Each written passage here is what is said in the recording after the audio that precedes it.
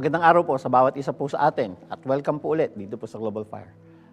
Pag-uusapan ho natin ngayon ng isang kwento, pagpapatuloy ng isang kwento na kung saan isang disipulo si Jesus, who is Peter, na nalunod o lumubog. Hindi naman lumubog sa isa pong lawa at kung paano po siya sinagip ng Panginoon Diyos. Tatanungin ko muna kayo, especially ho mga nandyan ho sa Pilipinas, no? Sino na ho sa inyo merong experience ng pagsusurf? Diyan ho sa La Union, sa Zambales, yan. O kung kayo po ay nasa ibang bansa, sino ho sa inyo naka-experience na mag-surf o nakakapanood po ng surfing? Surfing is isa sa mga kinakatakutan at ayoko ho na sports, no? Hindi ako mahilig sa water sports.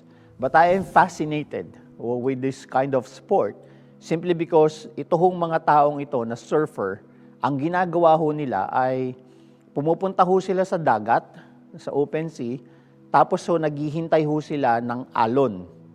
At hindi ho sila naghihintay ng simpleng alon, ang hinihintay po nila, yung mas malalaking alon, mas maganda. Para ho sa kanila, pag mas malaking alon, mas challenging. Ang mga surfer, pag mas malaking alon, at ito ho ay na-conquer nila, ay kapag nasa competition, mas mataas po ang score.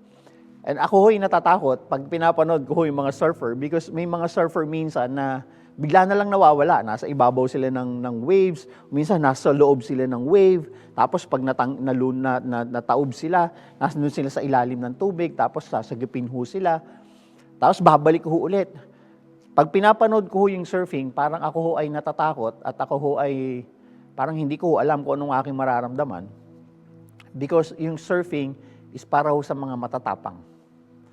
Alam niyo ho ba, in our story today, ay meron din hong ganong klase, yung waves. But in our story, it's actually the opposite of the surfers. Because yung mga surfers, they wait for the waves and they conquer the waves.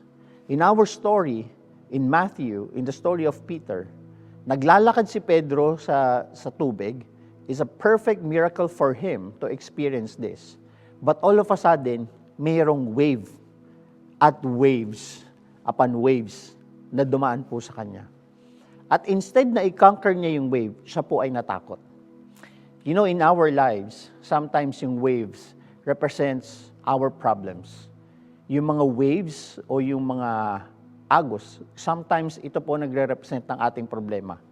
In our story today, gusto kong pag-usapan natin na yung waves ng buhay natin ay nandyan lang. Yung waves ng buhay natin, dumarating, it's inevitable. But we can actually conquer the waves. Today, isang lesson ho na gusto kong matutunan natin is, we do not fear the waves. We conquer them. In our lives, dumarating po yung problema, yung unos, katulad sa storya po ni Peter. Dumating sa problema si Peter, nakafocus siya kay Jesus Christ, nakatingin siya kay Jesus Christ, and he actually asked for a certain miracle. And what is that miracle? For him to walk on water. Pero may problema.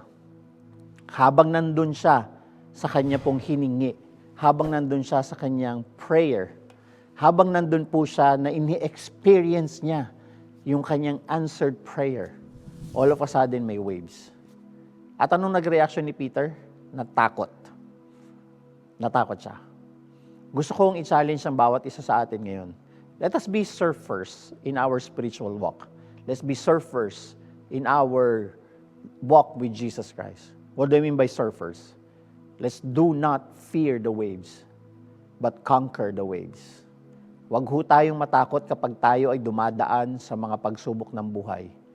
Dahil kailangan ho natin itong paglampasan upang makita natin ang kamay ng Panginoon Diyos na nasa atin. Ang challenge ko po sa bawat isa sa atin, sa pag-aaral po ng salita ng Panginoon Diyos ngayon, habang pinag-aaralan po natin yung kwento ni Pedro at ni Jesus Christ na lumakad po sa tubig. Sana po ay may matutunan tayong aral at maisabuhay po natin ito. Na yung po mga unos ng ating buhay ay nandyan lang. Ngunit si Kristo ay laging nandyan. Handa tayong tulungan. Handa tayong sagapin. Handa po tayong iahon. And so that people will see and people will know that Jesus Christ is Lord. Samahan niyo po kami sa pag-aaral po ng salita ng Panginoon Diyos. Do not fear the waves. in Matthew chapter 22, verses 22 to 36. Paano natin mararamdaman, makikita ang presensya ng Diyos sa kabila ng storm? Paano natin makikita at mararamdaman na presensya ng Panginoong Diyos ay nasa sa atin sa kabila ng unos? Samahan niyo po kami sa pag-aaral ng salita ng Panginoong Diyos ngayon. And God bless all of you. Have a good day.